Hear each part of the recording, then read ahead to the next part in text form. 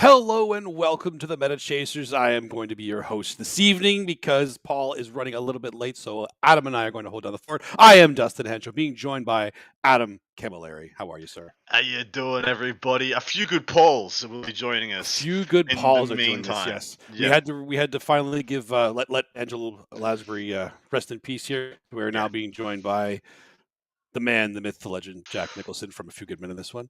It's funny that if we persist at this show, Jack Nicholson is quite an aged gentleman, and it could need to be replaced one day in the future also. So we're setting ourselves up. We are for failure at some point, but or is it just the best excuse to finally give us a reason to switch over to something else? So then we don't have to make somebody feel bad, because now we don't have to worry about Jack calling us up and say, "Hey guys, what the hell? Why'd you take me off your show?" I'll say to him, "Why'd you take me off your show? You want the truth? You can't handle the you can't handle the truth. You can't handle the faction breakdowns." That's right. Show me the list. Yeah, that's beautiful. Show me the list. That's Jerry Maguire, man. That's not even Jack Nicholson. Come on. That's true. Sorry, I was quoting. Do you know what I was quoting there? I was quoting a very obscure cartoon, which is the Clerks animated series. Oh, you were going that? Many people they were may quoting not something know. else about him, so this is kind of like a quote of a quote of a quote. Yes. The longbow has been strung.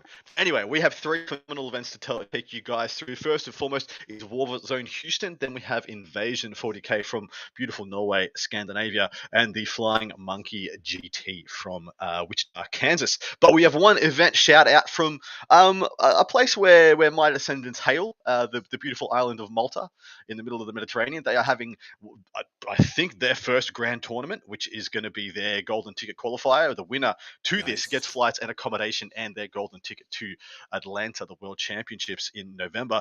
Now, what's interesting about this one is that their community is not funding the flights and accommodation. They actually have a travel agent sponsor who's doing it. So well done to them for wheeling and dealing and getting that done.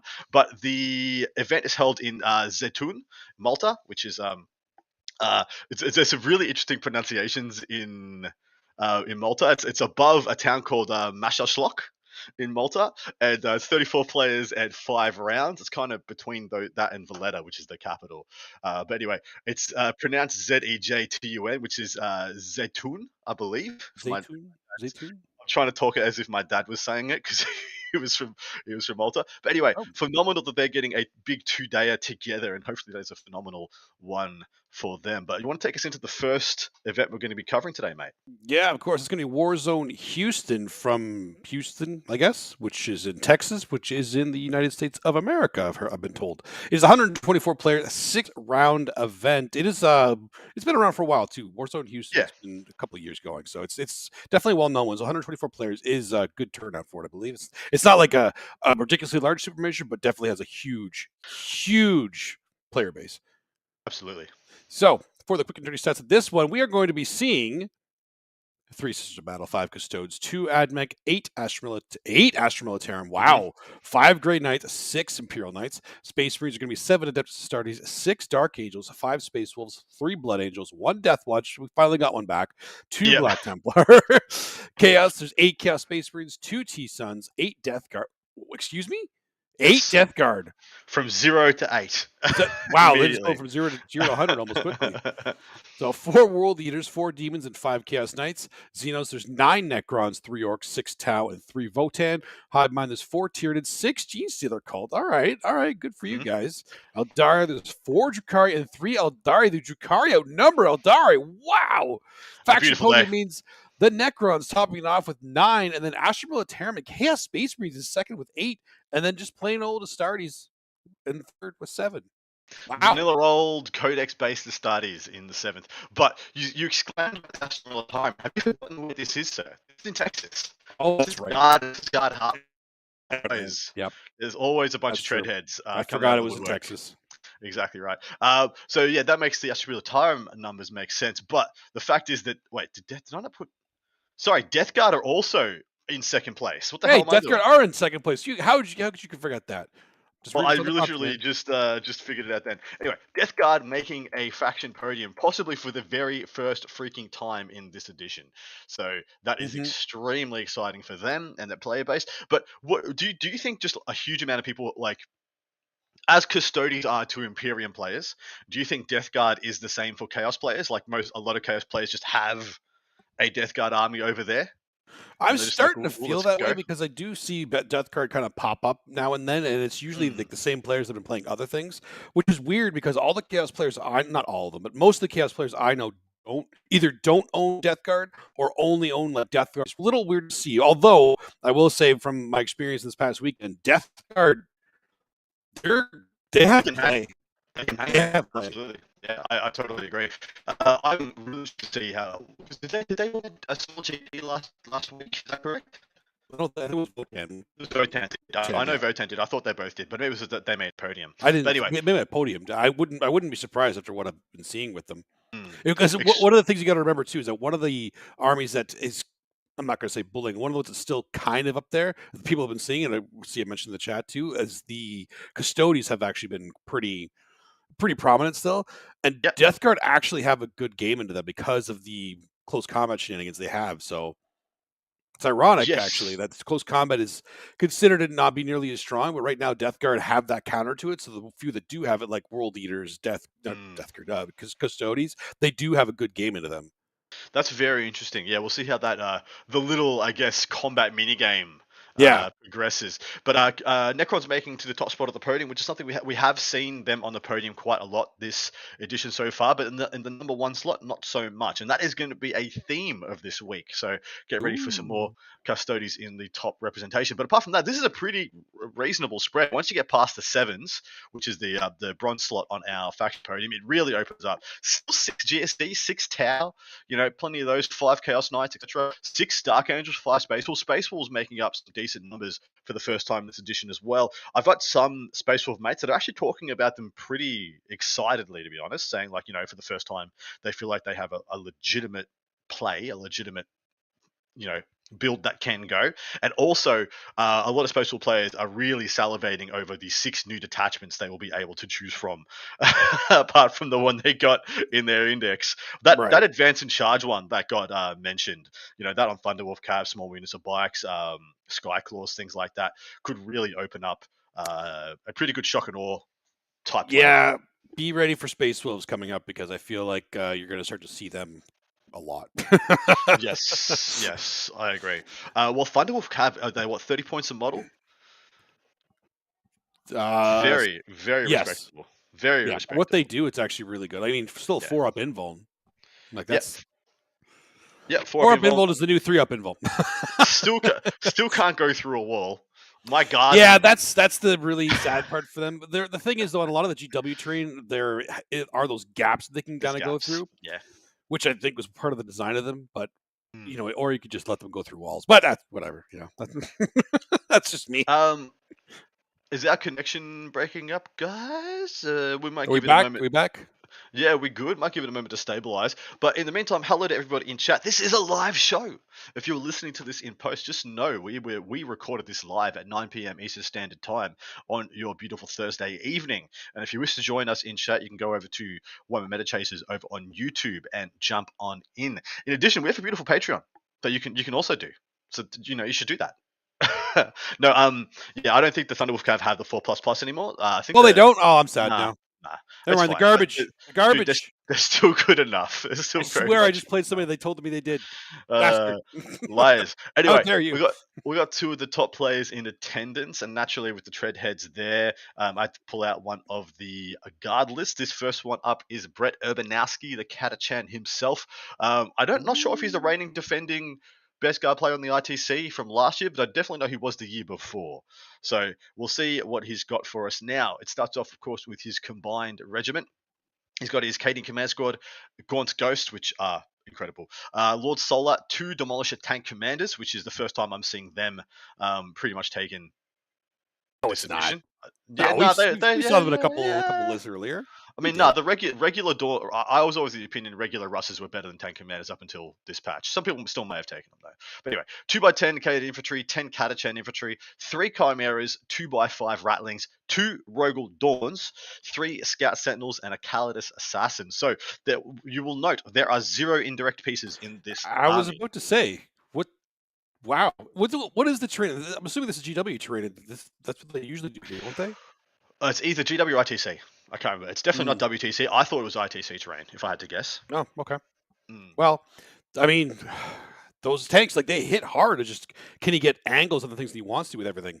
I guess Brett certainly thinks so, by all means. So, and I'm also interested why he's got the 1 single unit of 3 Scout Sentinels, but I suppose without the indirect for them to buff 1 unit of 3 to apply pressure and then refresh, possibly 2 or 3 times in the game is better than all the singles. Sit on an objective with those bodies and block. You could do so many things with those Scout Sentinels. They are very annoying. This list is quite mechanized. The 2 tank commanders, the 3 Dawns, the 3 chimeras, the 3 Scout Sentinels. It is pretty. Sorry, the 2 Dawns. It is pretty thick. And then behind that, you have Gaunt's Ghost who's sitting on an objective. Actually, Rattling sitting on objectives. That's a good thing to point out too, because it is thick. The only thing that doesn't have like a huge toughness and a lot of wounds are the infantry, which are going to be in chimeras and the rattlings, and the Gaunt's Ghosts are what kind of word? Load operative. Thank you. Yeah. I was getting there. This seems like a bully list. It seems like he's just going to slap the Dawn. What's interesting to me is usually when I see Dawns, I expect to see Engine Seers.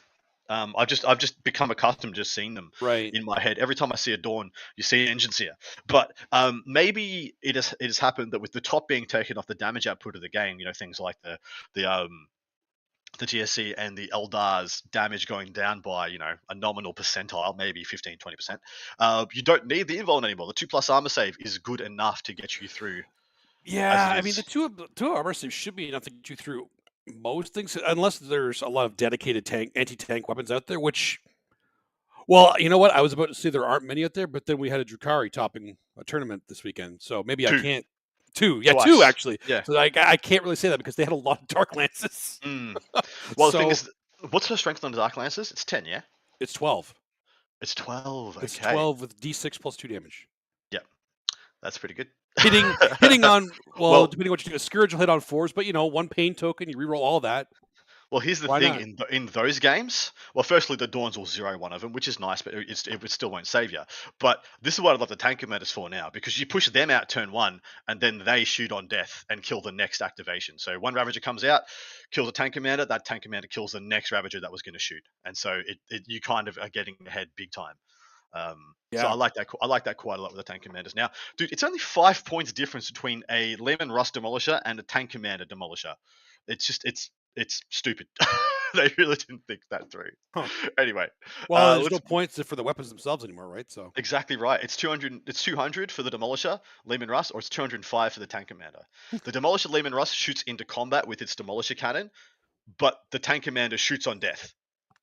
When was the last time? Here's your question for: when was the last time that a tank commander wasn't quite as good as a basically Lehman Russ? I think pretty much the first time was Index. Yeah, like Index. I think that was the only time that a regular Lehman Russ was better than a tank commander. Because always, up until this point, tank commanders always had a better ballistic skill, but now it's the same. Yep. Anyway, very good list by Brett. We'll see how it goes. Next up, we have Joni Velasquez playing Death Guard. Oh, of course, you brought in a Death Guard. You had to bring in a Death Guard. I did. Absolutely. Well, we had so many Eldari, so many Ynnari, so many GSC lists on. It might be a while before you see us break down one of those, because I've been looking at them every week since the balance starter slate, and the list has freaking changed. I gotta tell you, like, I looked at a bunch of top Eldari lists, and for all intents and purposes, the Wraith Knight has been removed, and they have like 5 Swooping Hawks, and then everything exactly the same. So who gives a Sounds shit? about right. Yeah, who cares? We'll spend our times on the things. Congratulations, guys! You got 3 points to figure out other good stuff in your list to bring. Yeah. We don't care. We don't care. We don't care. You're still going to do extremely well. And ostensibly, the GSC lists are virtually the same as well. Yep. Well, the GSC don't even have much they can pivot into. It's like, oh, your stuff got more expensive. Like, okay, well, I still have to take it. The next best thing is still off the cliff, down in the hole under the sea. So Yeah. the next best thing from what they're already bringing. Anyway, Johnny Velasquez has a Sorcerer in Terminator armor with deadly pathogens. If you're wondering why Brett Urbanowski didn't have any, enhancements listed, it's because he didn't bring any. We got Typhus, a single unit of 2 Spawn, a Hellbrute, 3x3 Death Shroud, 3 Bloat Drones with Flesh Mowers. Thank you very much. Yes, let's go. Yes. A unit of 3 list wins. That's it. It's it. You know what? Paul gets this list pick to win. That's it. He is over and above his default pick. He gets this one. 3 Mephitic Blight Haulers, 3 Plague Burst Crawlers, 2x10 Poxwalkers, and 3 Nurglings. Now, the thing I have to say about this list is, damn, that's a lot more lists than I usually expect to see in the death card. He's got a lot of stuff in there. Yep. So 2 Spawn, 1 Hellbrute, then 3 Mephitic Blight Hordes, which are essentially, ostensively, just kind of more Hellbrute profiles. 3 Bloat Drones, which are kind of more Hellbrute profiles. Every unit of 3 Death Shroud is about another Hellbrute profile. And then a PBC is 1.5 Hellbrutes stuck together. There's a lot of Hellbrutes in this list, boys, is what I'm saying. A lot of Hellbrutes in this list. If you were to calculate that.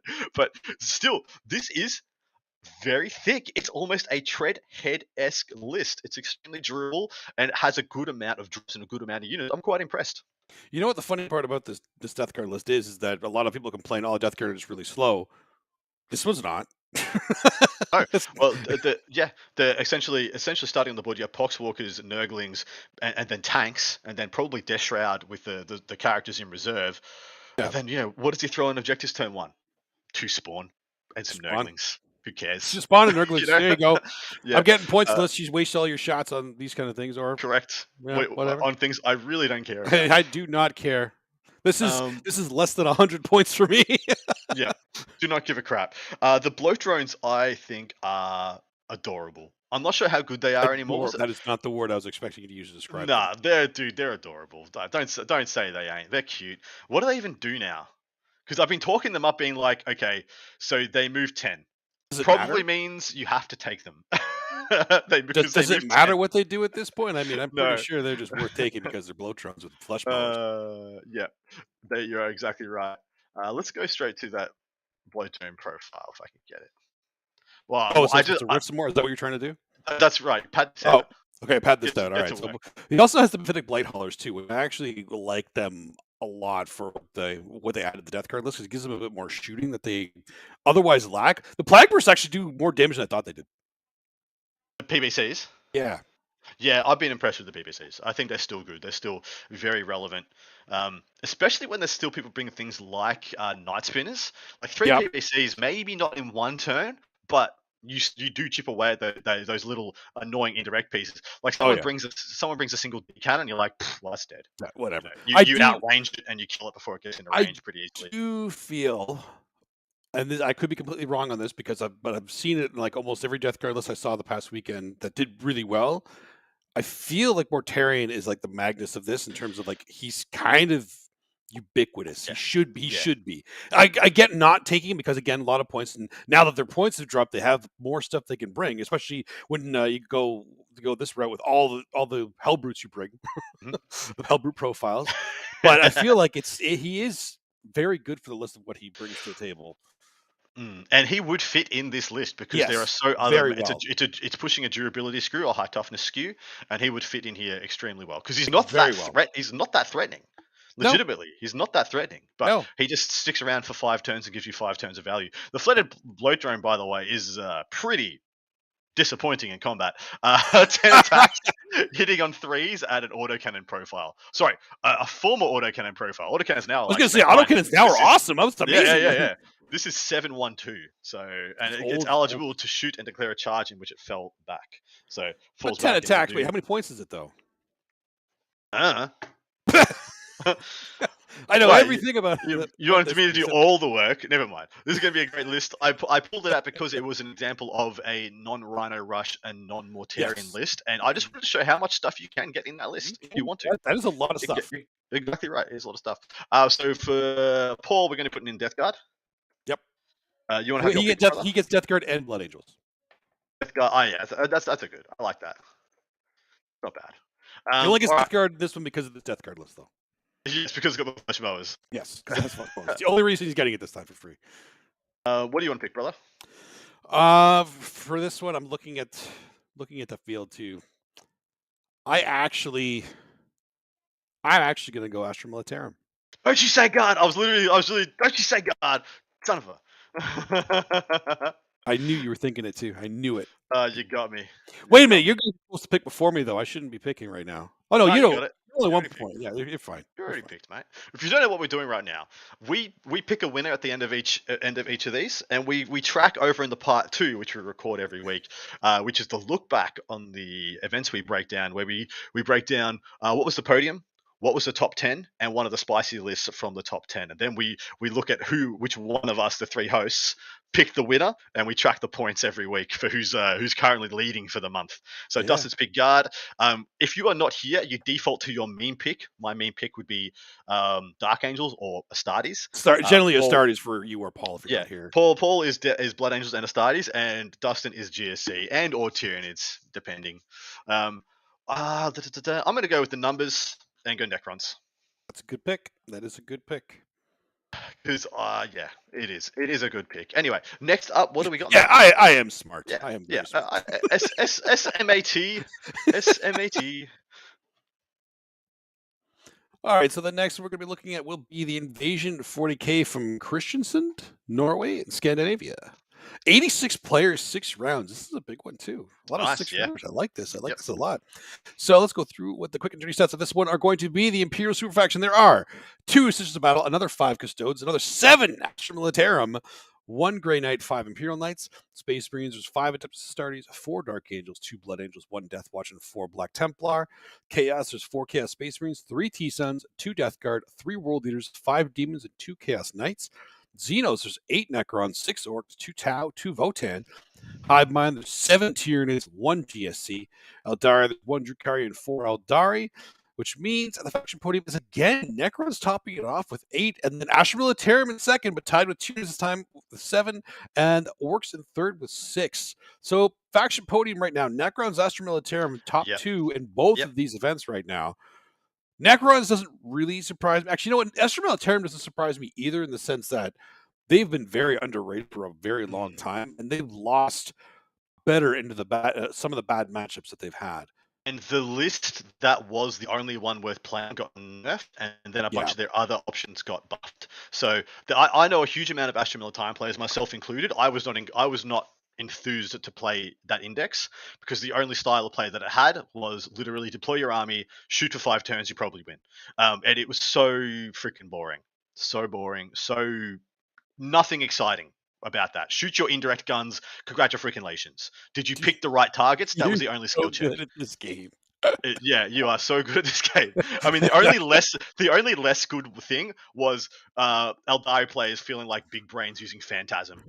That was it. Look how smart I am with my making sure you can't shoot me. I thought so hard about the strat. I'm going to pay 1 CP to use my unfunmaker stratagem. I turned off your fun. I turned off your fun.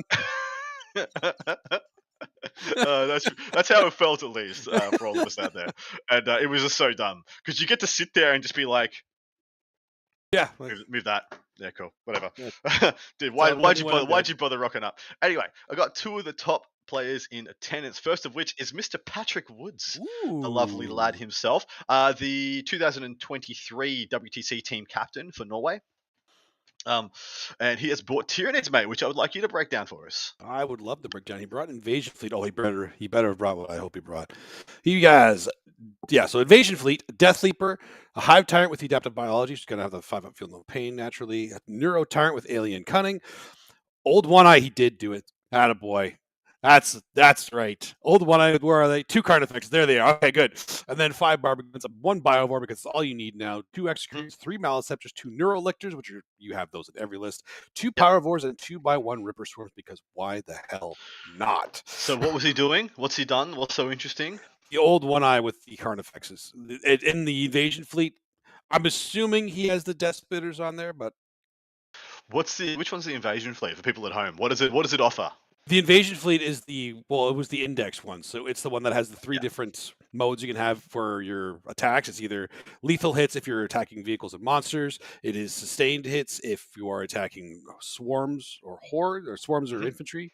I think it was the swarms and infantry. Maybe beasts are in there too, or precision for all your weapons for your entire army, and you can pick one to have 2. So generally speaking, with the old Wana and Carnifex's build, if you give them Death Spitters, it's 24 shots, that's strength 7, -2. Whatever they shoot at, because they reroll all hits, they will be efficient. Even though they only hit on 4s, it doesn't matter. They will be efficient into whatever they shoot at. Seeing the 5 Barb Gorns come back into lists as well. They went away for a little while when they could no longer nerf. Yeah, when they couldn't split fire anymore, like they couldn't shoot 5 different things and slow them all down. But I mean, but 5 is still absolute value, right? Absolute value for sure. Like for the points they're ridiculously cheap, and they are still really good. They're really good in the Custodes. They're good in the Death Guard. Like Death Guard slowing down even more is ridiculously annoying. There's a lot of infantry-based units. Even some of the Guard builds that have the infantry in there. Anything that is infantry-based, it will Necron Warriors, like the Lich Guard, all those things. It is really efficient into them just because slowing them down, allowing you to move block them or just stop them from getting to where they want to go, it's all you need to do with them. And for the cost they are, they're very, very valuable. I think this is the first time I'm seeing triple Maleceptor. I've seen singles, I've seen doubles. I haven't seen a triple yet. Is that a strong archetype? 100%. 3 Maleceptors are one of the most point-efficient models in the Tyranid Codex still. At 170 points, 4-up invuln, the 15 wounds, like even they do a lot of damage with their shooting, that they're super efficient with their shooting. They're very durable, and they have the -1 to hit, and they have a -1 to wound for anything they're near. Like they are taking 3 of them. I would never say they're auto-include take 3, but I would never say don't do it because holy crap, they're very, very worthwhile. And again, an invasion fleet gives them a bit more because of the one thing that this list lacks, because it doesn't have any zone throws, is like really high strength. Yeah. But the invasion fleet kind of negates that because they can give them lethal hits when you're fighting the monsters or vehicles that you would need it against. So nice. All right. Well, the next one we picked out was Rasmus Fredriksson, who also represented Norway at the WTC this year, playing Tau Empire, of course. Carrion detachment of Shadow Sun, 2 Cold Star commanders, one of which has Exemplar of the Carrion, which is I think the one that makes Carrion 1 turn earlier, so you get it from turn 2 instead of turn 3. 3 Firesight teams and Long Strike. First time seeing Long Strike in a while. A single unit of 3 broadsides, 2 max units of crisis suits, a Ghost Keel, and 3 single piranhas. A very tight, extremely lethal package list. And I'm not sure this could play a 5-turn game against some lists. I'm not sure you're going to need to. I'm not sure they're going to have in them because this list is savage.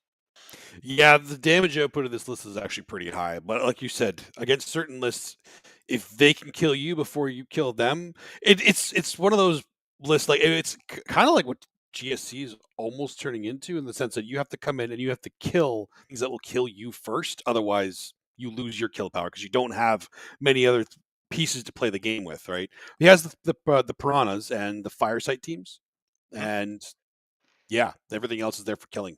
What are the Fireside teams? Are they the little drone commanders, like on foot? Is that what I'm thinking of? Are they? I think they're just the other. Maybe they are. Man, I haven't seen these.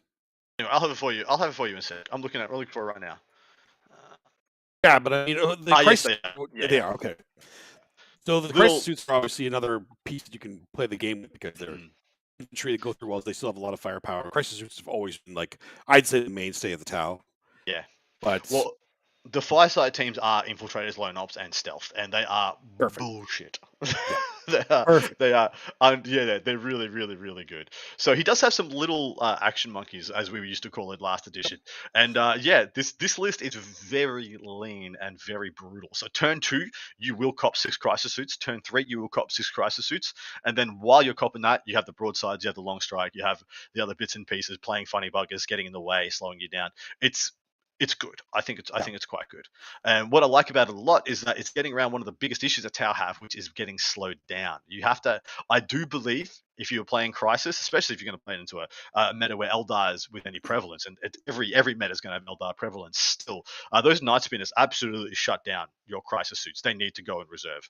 And then if they're going reserve, you need stuff to clear the way for them for turn 1 and turn 2. This list, I believe, has some decent tools for that. Yep, absolutely it does. I'd like to see it in action, actually. Yeah, no Tetras. I did find a weird one. No Tetras is a little weird, yes. That is a little weird one. So he's really relying on just volume is sustained to get him over the line. But maybe looking at this meta, sorry, you are correct. I do think he might find himself playing Necrons like 3 games and just rolls under turn 2 and turn 3 on his drop turns and game's over. Yeah, that's it. I would shut it down. Yeah. Anyway, interested to see how it goes. Picking winners, the arties. Mm-hmm. What do you? I'll pick first. Yeah, actually. Yeah, you go first. Tyranids, nah, I'm not the Ah, you bastard! No, I'm actually gonna pick orcs. Let's go. Oh, orcs is a good one. Yeah, I will take Tyranids though. Let's do it. Okay. At this point, we would usually tell you about some form of sponsorship, plugging somebody. We're going to plug ourselves. So we all work very hard on this show. In fact, I was DMing Bam Bam Hunter, who runs the Flying Monkey, being like, when your list going live, when your list going live, when your list going live, when your list going live, when your list going live. Literally, I was at a breakfast, eating breakfast. Put your lists live, Bam. Now, I love you. I owe you one non-sexual favor. Love Adam. And he did. And so it's stuff like that. So for like the hour before this, I was literally harassing him and then breaking down. It takes a lot of time, a lot of effort to put this together. If you would like to support us in our endeavors, please go over to Warhammer Meta Chasers. If you're watching this live, there are links all over your freaking screen where you can go and support us on Patreon or here, there, and everywhere. If not, like, share, subscribe, tell people about us, leave some 5-star reviews, as Paul would tell you to do. And we love you all and thank you all for the incredible support. You need to sign up for the second tier if you would like to get to part 2 of this show, which we record every week. It's about half an hour of us pontificating, memeing, talking about what won, why we think it won, etc., etc. And Adam recording before we're being recorded. Cold open is fun. I don't tell him we're recording. I just let him talk a little bit. Let him just chit. It's pretty funny. You should go over there and check it out. Anyway, last event, Dustin. What do we got? We have the Flying Monkey from Wichita, Kansas in USA. 145 players, another 6-round event, another big one. Love it when we got these kind of big weekends going on. So the quick and dirty stats are going to be the Imperial Faction, 2 Sisters of Battle, which seems to be the exact same across all 3 events this weekend. Just 2 Sisters every event. 4 Custodes, 2 Admechs, 7 National Militarum, 5 Grey Knights, 6 Imperial Knights, Space Marines. There's 8 Adeptus Astartes, 6 Dark Angels, 5 Space Wolves, 3 Blood Angels, 6 Black Templars. Chaos, there's 6 Chaos Space Marines, 5 T-Suns, 6 Death Guard, 3 World Leaders, 3 Demons, and 5 Chaos Knights. Xenos, there are 12 Necrons. Okay. What did we hear? What happened? But okay. Anyway, 8 Orcs, 9 Tau, and 6 Votan. Highbind, there's 8 Tyranids and 1 GSD. Eldari, there is 9 Eldari, which means the faction podium is Necrons, topping it again with 12. Then Tau and Eldari in second with 9. Nids, Orcs, Astartes in third with 8. The faction podium for all these events is incredible. Aside from the Necrons topping it off every time, what happened? Did Necrons get a buff that I didn't hear about the last week? They got the biggest backhanded buff. Their direct buff was, well, they probably didn't get one. They just got an internal rebalance, but they got the biggest of the backhand buffs, I believe. As in the devastating wound change. Exactly right, devastating wound change, and then in addition, losing, I guess, the need to tech for GSC as much, which I think has unlimited a lot of what they did. There was nothing that they could really do to tech for what the Wraith Knight could just pull the ripcord and just do to them. True. So they didn't bother. But they were changing, 400 points of their list in every single top tier list that I saw just to account for GSC and have a better game into that. And now that's less necessary. It's really unlimited the faction, and people are just like going there with absolute confidence that they're going to get a decent showing out of them. And you can see the numbers are just there. They are number 1 on every single faction breakdown for the 3 biggest factions this weekend that we're tracking. It definitely seems like the Necron players do feel this confidence now. Exactly right. No GSC showing up. Let's go. Let's start Warrior Blobs. We're good to go. Correct.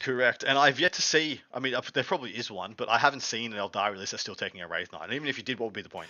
I've seen a couple, but they don't do what they used to do unless you're fighting something else that's really, really big, right? If you've noticed a theme for the last 4 lists that we have gone over, a Wraith Knight right now would be good into all of them.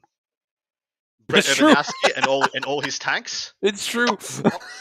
Johnny Velasquez and his bloat drones and blight haulers. This is the confidence that everybody's going in with. It's like, no Wraith Knights? Let's go! The game starts now. Patrick Woods, 2 Exocrines, 3 Maleceptors, big unit of Carnifexes. Yeah. Wraith Knight. And then Shadow Sun. Max units of broadsides and crisis suits. Let's go. And everyone's just like, no Wraith Knight, let's go. Let's have some fun again. That's what we're here for.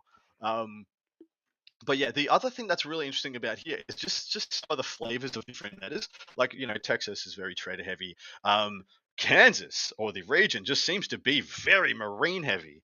Eight vanilla marines, 6 dark angels, 5 space wolves, 6 templars, 3 blood angels. They are 28 so they are in the silver position. Just space marines are in the silver position of our super faction stats. So technically, there are 28 space marine players here, making up what? What's 28 out of 145 percentile wise? About 40. 40%? Nah. Yeah. No. 100, No. 145 Wait, players. it's That's half. It's supposed to be half of that. Sorry, half. It was supposed to be yeah, half. yeah. It's 20 and 20. then half. So It's close to 20. like 18, then 17, 18, something like that. Yeah, it's a ridiculous percentile. So there are just so many Space Marine players in that region, it seems. But anyway, going to break one of those down for you from a top player, Mr. Dan Salmons, playing Dark Angels, man after my own heart. He has a Terminator Captain in his Gladius task force, of course. Terminator Captain, Adept of the Codex, Phobos Libby with Artificer Armor, a unit of 3 aggressors, 10 Deathwing Knights, 2x3 Eradicators, 2x3 Inceptors, 5 Infiltrators to go with the Phobos Librarian, 2 Predator Destructors, 5 Sniper Scouts, 2 Whirlwinds, and an Eversaw Assassin. This is an interesting list. There are some things in here that I don't particularly respect. Well, I'm you're wondering the what your Dark thoughts Angel are. player, Adam. So give us a breakdown of the things that you think are worth being in here and the ones that aren't. And if you say the Deathwing Knights aren't worth being in here, then Dark Angel shouldn't be played. That's wrong. The Deathwing Knights are freaking amazing. Okay, They just win you games. They just bully win you games. Just making sure. There are some builds where they're not worth the 1/4 of your list, but they are. That's fair. They're 470 points for the 10-man, so literally a quarter of your list. And when you add in the whatever the Terminator Captor is, 100 odd points, whatever the crap, you have so many eggs in that basket. If that unit is not good or you don't use it well, rough day at the office.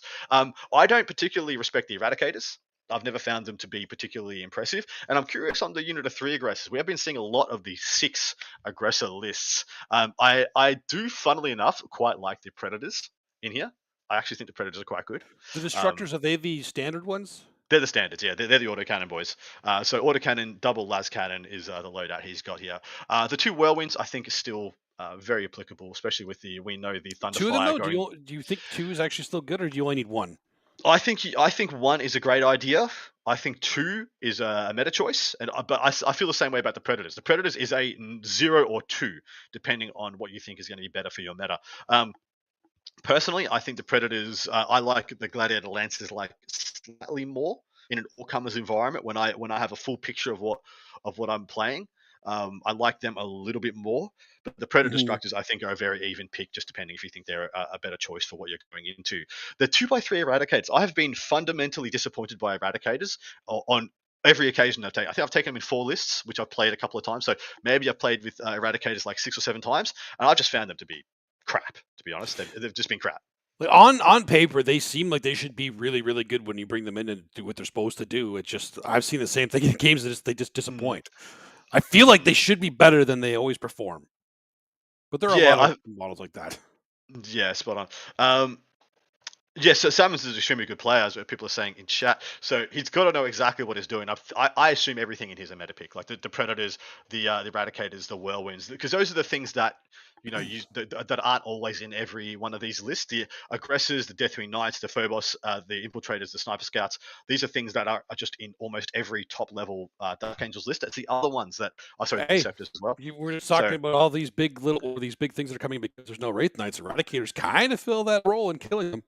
Yeah, that's true. I mean, the small, medium mech, they do really well at. My only issue is I just want them to have 1 more inch on their guns, so that they can get freaking the +2 on the melter from reserve.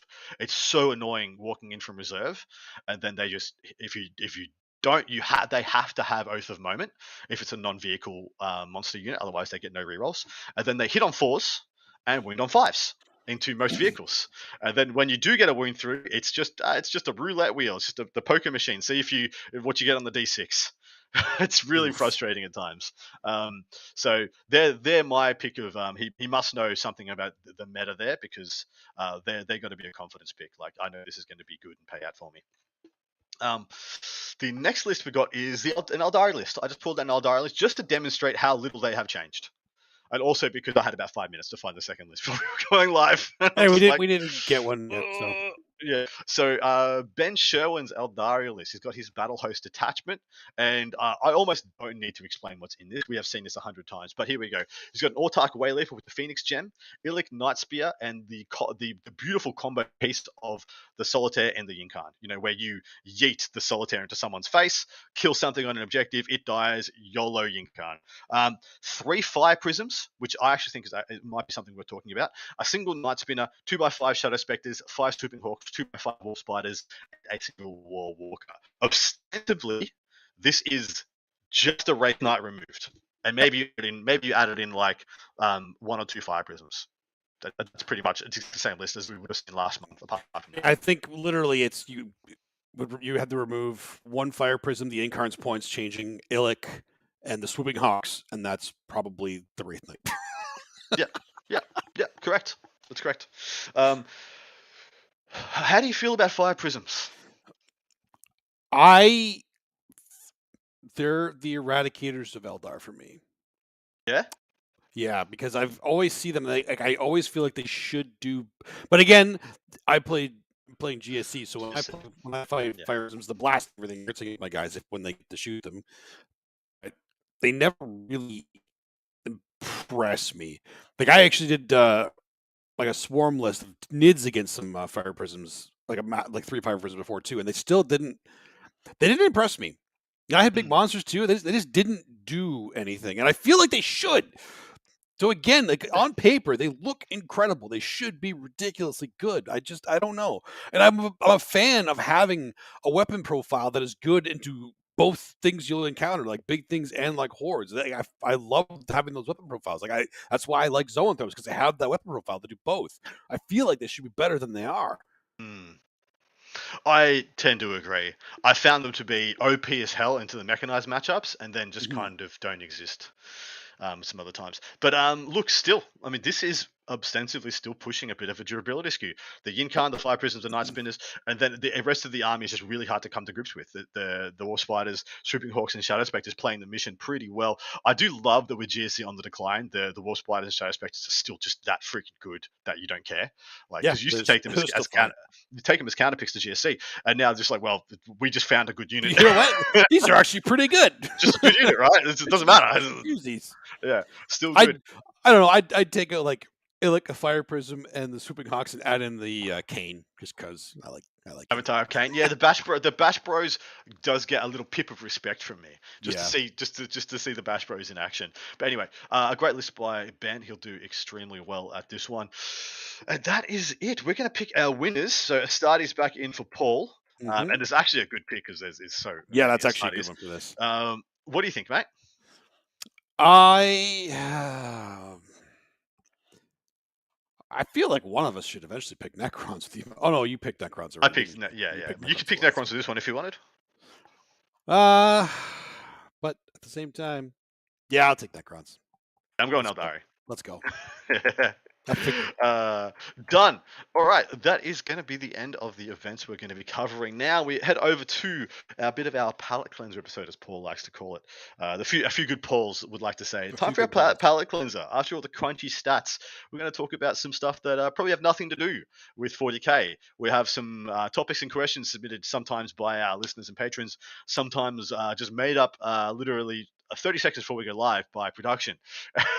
And they put up a timer and we discuss whatever it may be. Are we able to see what's going on? What's the topic for today, mate? No topic, random stuff. It is. I don't know. I guess I don't think there's a topic. Just random stuff.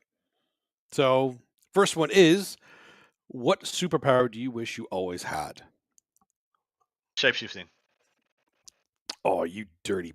You're doing dirty stuff with that. I know. So I always thought of the X-Men, Morph had the best powers. He could just change. He could just be. People are like, oh, I want to be invisible. Like, I would just like to be anybody, everybody. If saying you want to be invisible tells you a lot about yourself, I feel. Either you're going to be like stealing shit, or you want to be doing stuff that people just you don't want people to see. Like I don't know. Yeah. Maybe you're just shy. Me, I would like the ability to experience life as anybody. I just feel like I would have the most complete experience of my existence if I I could feel just. like Yeah. Adam is going to eventually be an identity theft person. Like he's just going to start stealing people's identity. You assuming Adam's my real name? Yeah, fair. Yeah, see, he probably Yep, isn't. fair. Probably isn't. Yep. Yeah. Yep. Yeah, mistakes are made. Oh, what's your power? Mistakes were made. I feel like I have two, and there's two. I have trouble choosing between the two because I really like telekinesis. Not having to, like, I don't want to, like, put my hand. Like, I want to be able to move stuff without people knowing, or do stuff with my mind without people seeing it. Because you can really screw with people like that. I think that'd be fun. Then I can play Warhammer sitting down. I can be lazy, but it's also I also would like the ability to read minds too. So telekinesis is like moving stuff with your mind. So you want to be Xavier. You want to be Xavier. I mean, I understand your aesthetic. Right? I'm trying to get there. I'm slowly getting there. That's pretty good. Yeah, you just need to stop walking. Yeah. Overrated. Gotta commit, mate. Anyway, I gotta commit to the role. I'll ask the next one. What secret conspiracy theory do you think might be true?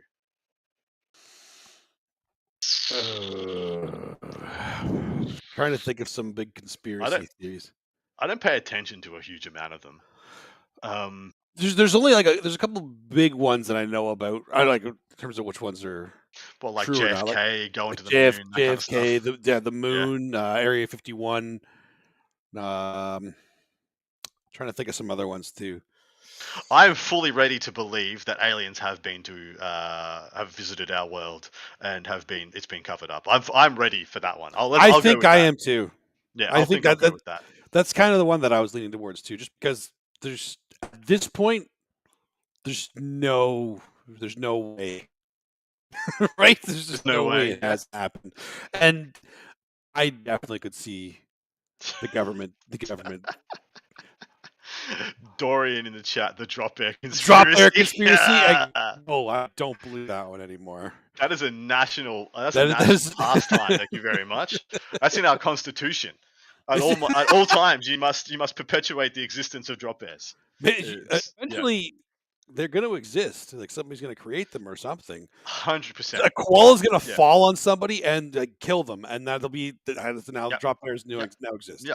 But we're literally all we're gonna do is we're gonna get plush, those touristy plush koalas, and just tie a brick to them and just put them in various trees, and they're just gonna fall out and scare the crap out of people. Hopefully, not hurting anybody. That's definitely not the intention with those. Not the intent. Yeah. But I mean, I think I'd go with the aliens thing because I can't remember, was it Men in Black that said it? Or was it X-Files? Or whatever the quote was, of course, people don't know about it because a person's smart, but people are dumb. People are dumb. Yeah. In groups, that's it. Like it just caused panic, and we'd all be screwed. All right, next one. Next one. If you were immortal for a day, what would you do? Oh, baby. Adam's got ideas. I will do some dumb shit. How immortal are we talking though? Like if I get chopped up, am I going to reform? Let's say you do, yes.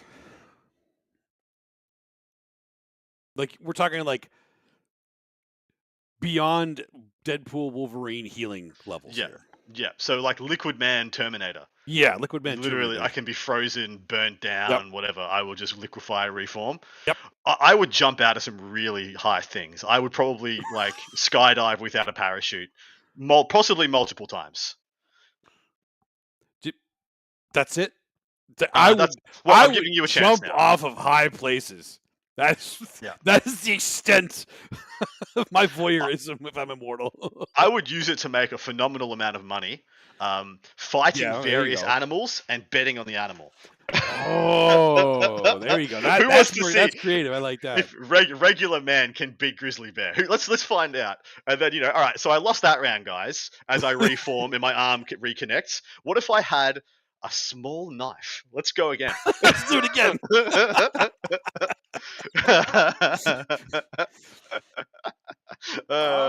Okay. That's not bad. Yeah. Every time. would say, actually, I can't do that one. That's a bit too dark. Too dark. Yeah, a bit too dark. I would pick so many bar fights. So many bar fights. Hey, your face is stupid, face. Let's go. Stupid face, your face is stupid, you stupid face. What was the line on The Simpsons? Hey, you, let's fight. And the other guy says, them's fighting. Them's fighting words. Gotta get into it. Perfect. Next one. If you had to be a Disney character, who would you choose? Well, are all the Marvel guys Disney characters now? No, we are not counting that because that's too easy. Disney cartoon characters. Yes, Disney when I say Disney, I'm gonna say like original Disney cartoons. You know what I mean? Like Mickey Mouse. Okay, not that. Yes, but not just those. Yeah. Okay. Cool. Like the Disney movies. Okay. Original. Yeah. Disney originals. The Disney originals. Yes. There can't be like yeah. The Beast of Beauty and the Beast is the first one in by a KR. Not a bad call. No, not bad. I was gonna say the genie off Aladdin, but 10,000 that was my first thought. Would give you such a crick in the neck. Yeah. But I wouldn't go there. Jafar had it pretty good. Wow. Grand Visor to like a king. Although the king off Aladdin. Here. The king off Aladdin. What's his name? Whatever. What's her face's dad? Being a bumbling idiot king, I think would be legit awesome. It would be pretty good. Just bumbling your ass backwards through life and being a king. That's a good life.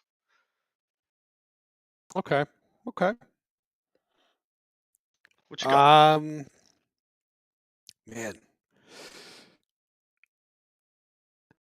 We're not even doing the newer ones, are we? Because like I was actually thinking like Maui. That'd be a good one. Yeah, that's a good one. I was gonna go Stitch off Lilo and Stitch. I could see you as Stitch. I could definitely see you as Stitch.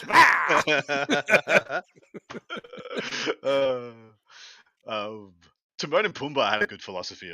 Probably had a good life. They probably did. Yeah, they didn't care about much. They just had fun. Yeah. Okay. Fuego. Last one. If you had an intro song that played every time you walked into a room, what would it be? I want to know. Why can't we be friends? Why can't we? No, after everything that you're jumping out of planes, you're jumping off of cliffs, you're wanting to screw people as the vizier, you're wanting to yell at people and eat people and Stitch. There's no way that's your theme song. You're right. There's a bit of a juxtaposition. That's a very big juxtaposition. Let me have a think about it. Anybody in chat, throw them out. You got one, Dusty? I do have one, but funny enough, there's actually mine was easy because I actually had one. I actually had one when I kickboxed, so. Oh, really? That was easy. Yeah. All right. What is it? It's Kryptonite by 3 Doors Down. Ah, nice. That's not bad. I love that song. That's pretty good, actually. That's pretty fitting.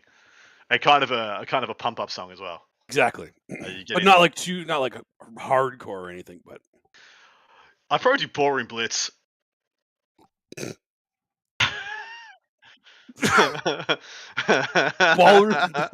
Ballroom Blitz, and the man in the back said, "Everyone attack it to a ballroom blitz." Yeah.